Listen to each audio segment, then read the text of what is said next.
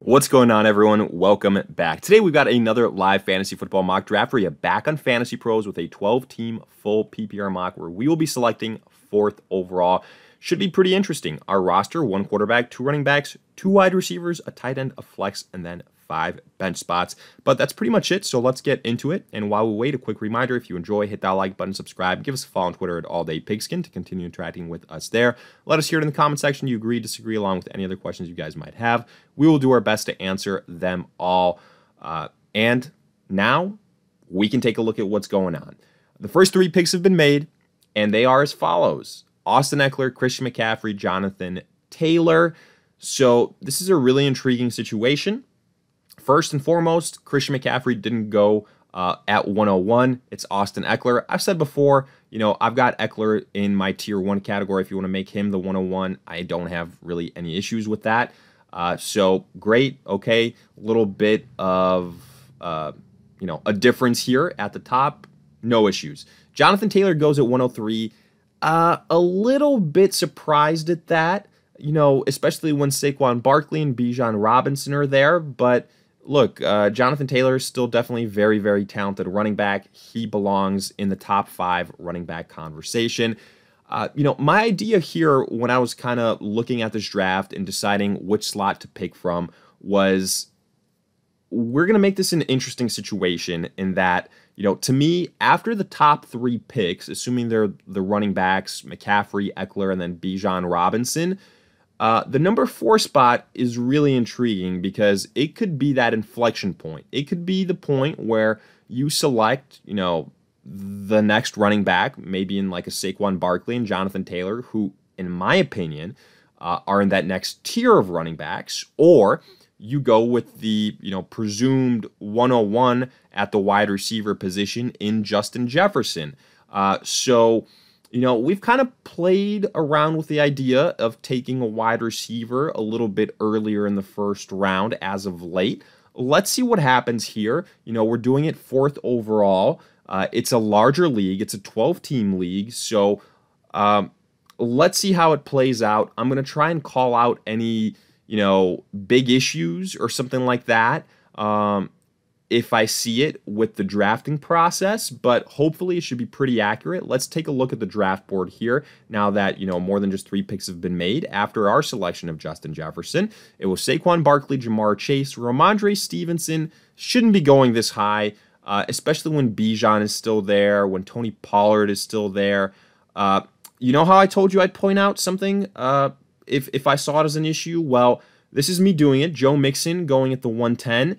Even though I think he's a great value this year because his stock has dipped, he should not be going ahead of Nick Chubb, probably not ahead of Josh Jacobs, some of these other guys.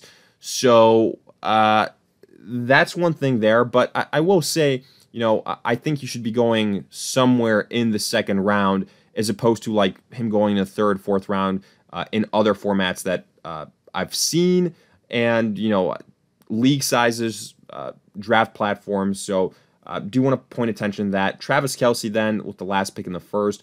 Cooper Kupp, great value. I think one of the best values at the wide receiver position this year than Tyreek. Chubb at the 203. Stephon Diggs at the 204. Derrick Henry at the 205.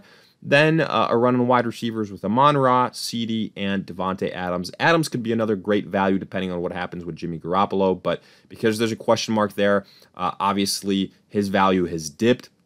So now we could go with another wide receiver. We could go with an A.J. Brown. We could go with a Garrett Wilson. But I really do want to address the running back position at this point in time. I don't see the value here in tight end. I think there's such a huge gap between Travis Kelce and the next group of tight ends. So I'd much rather wait than reach, in my opinion, for a tight end in the 2nd round.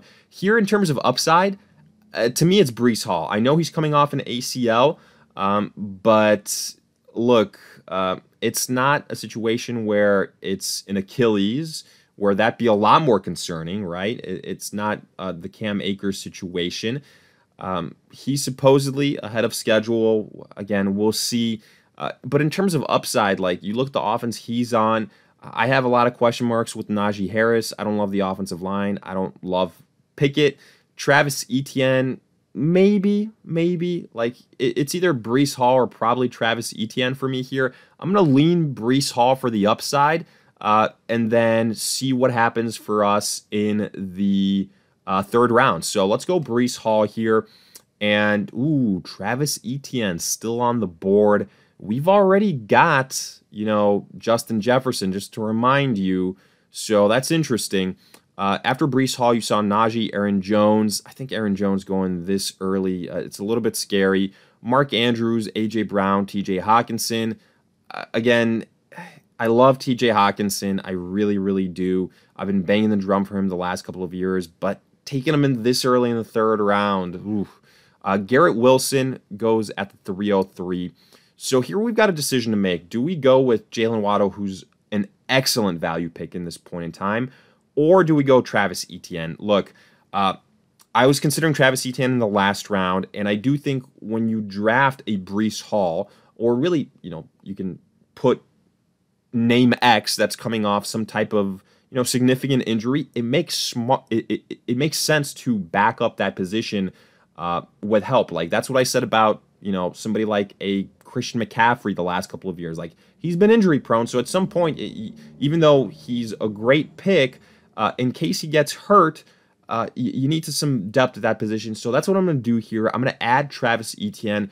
Jalen Waddle, I'm sorry, man. I love you, but I'm pairing Travis Etienne with Breece Hall. I've got Justin Jefferson to hold down the fort, so I feel okay about the situation. Now, here we are in the fourth round, and I think there's some interesting things that have taken place, so let's point them out. Kenneth Walker went after our selection, then Chris Olave, Jalen Waddle, great selections there. Jahmyr Gibbs, I would not be taking him this early at the 308. I think there's other running backs that I would, much prefer over him at this point in time. I wouldn't be shocked if he puts up similar numbers to David Montgomery. Then a run on wide receivers. Keenan Allen, T. Higgins, Calvin Ridley, Devonta Smith, DK Metcalf. Okay, they're all in that next group, that next tier. J.K. Dobbins, DJ Moore at the 403. Okay, some decent value there. I think that's more consistent where his ADP should be. Dalvin Cook, I hate that pick at the 404. He's still a free agent, for God's sakes. Then Patrick Mahomes, nothing really weird him being the first quarterback, but lasting until the fourth round in a 12-team league, it's, kind of interesting. It's how I would treat the situation, but not a lot of people agree with that. Then Dameon Pierce, Cam Akers, James Conner. So here, we could be one of those people that takes a quarterback like a Josh Allen or a Jalen Hurts, or we could go with, I think, a Miles Sanders makes a lot of sense if we want to go running back. Wide receiver, who are the guys that I'm looking at? They would be Amari Cooper. They would be Terry McLaurin, Michael Pittman. I do think Amari Cooper is a good value pick. You really liked what you saw from him and Deshaun Watson last year as the season progressed and, Watson became more comfortable. Yes, I know Elijah Moore has been added, but I think Amari Cooper is kind of the main guy there. We need to add some more talent alongside Justin Jefferson. I think Amari Cooper does that for us. If not, I was between Miles Sanders and Josh Allen or Jalen Hurts, but I'm going to go with Amari Cooper here. I'm going to get our wide receiver 2. And now I'm really interested in what happens with the next couple of selections. So I was hoping one of these names would slip, but unfortunately they all go. Miles Sanders was on my radar. So was Jalen Hurts. So was Josh Allen. We get sniped on Josh Allen at the 503. I expect a quarterback run to begin at some point in time. Miles Sanders, again, would have been great. Deebo Samuel is tempting, but, I think what we saw from him in his breakout year, it's kind of a thing of the past. And the reason I say that is because, I think there's so many weapons there in San Francisco, and that's kind of a concern. So too many mouths to feed, basically, is what it boils down to. Right now, I think Alexander Mattison is a decent value pick in the 5th round, getting, a starting running back. Looking at wide receivers, Terry McLaurin, but there could be some quarterback instability, which I feel like has been the MO for McLaurin his entire career. Quarterback, once, we're outside of the tier 1 guys, I'm all right waiting a little bit longer. I don't need to take a Lamar, or I think potentially in the next round, in the 6th round, we could still be looking at a Trevor Lawrence. Maybe we'll see. Maybe it's a reach. So right now I'm kind of between George Kittle and Alexander Madison. I'm probably going to go with my highest upside tight end here in George Kittle. I think, Brock Purdy really took a liking to Kittle, and, his usage got, a little bit of a boost when Purdy became the guy. I think that's going to trend again this year, and I'm going to get a playmaker at the tight end position, a difference maker. So we do that, and boy, oh boy, this thing broke really in our favor in this 6th round. So let's see why that is. Let's look at the draft board. So after George Kittle, Marquise Brown, sure going to get a lot of volume without Hop. DeAndre Swift, Drake London, Jerry Jeudy, Deebo Samuel, Brian Robinson, Lamar Jackson, David Montgomery, Joe Burrow. Then you see Tyler Lockett, Kyle Pitts, Dallas Goedert, Mike Evans, Darren Waller, and Evan Ingram. So a huge run on tight ends is what helped us here. And because of that, we can draft either Justin Herbert, Trevor Lawrence, Terry McLaurin, or Alexander Madison. I'd like to get a difference maker at the quarterback position as well. I'm really high on Justin Herbert. I'm all right getting Alvin Kamara later instead of Alexander Madison. And some of these other wide receivers will do. Like I said, I do have some concerns in Washington with the quarterback situation. So I've talked myself into Justin Herbert is basically, I think, what I'm realizing. So let's do that. And boy, we get lucky again. Because there was a run on wide receivers. That means Alexander Madison is still available. Hell, Trevor Lawrence is still available. So I'm going to go with Alexander Madison at this point in time. As of right now, he's still the lead running back there in Minnesota. Nobody else has been added. So I do have Justin Jefferson. I don't necessarily love investing so much in the Minnesota offense, but I think it's a good value pick here at this point in time. He's a flex play for us. I look at the other names. Alvin Kamara, again, he could be facing a possible suspension.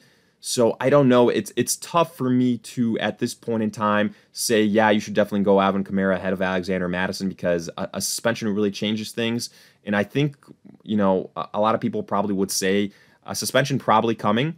So I just went with Alexander Madison.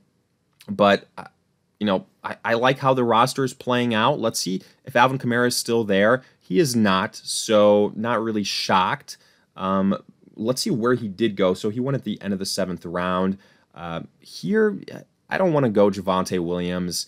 I already, kind of took Breece Hall. He has some injury question marks, if you will.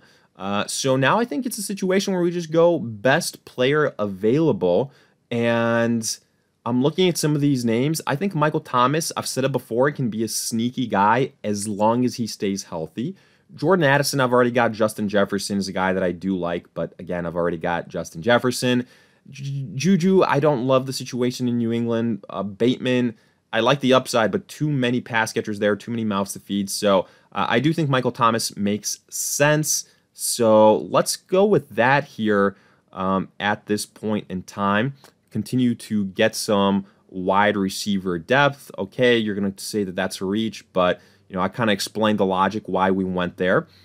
Here, we could go a tight end, get some more tight end depth behind George Kittle. He's dealt with some injuries, obviously, so that's something to consider. I've already got Amari Cooper. I don't want to load up too much on all these, singular offenses. So Dalton Schultz probably gets the nod ahead of Njoku for me. Just putting that out there. Wide receiver. Alan Lazard maybe in the next round, something like that. Let's go with Dalton Schultz here. Get a depth piece behind George Kittle, and then just only 3 more picks to make. So let's see what this thing looks like now. The draft board, or I should say the cheat sheet. So I'm looking at it. And again, the wide receiver value is there. There's been handcuffs that have been taken, things like that, some tight ends.